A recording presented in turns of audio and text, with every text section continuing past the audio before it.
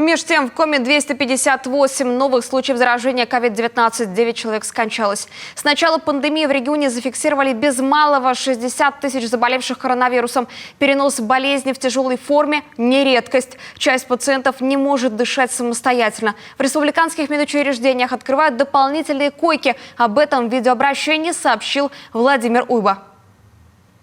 Мы, к сожалению, снова добавили коечный фонд, потому что не хватает у нас разрыва этого 20% между койками, пущенными в оборот, и занятыми.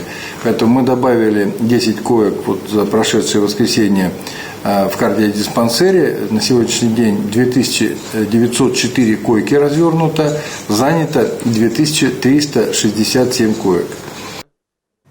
Несмотря на это, по словам главы Коми, темпы вакцинации снизились. Это при том, что медучреждения региона обеспечены препаратами. В наличии 55 тысяч доз.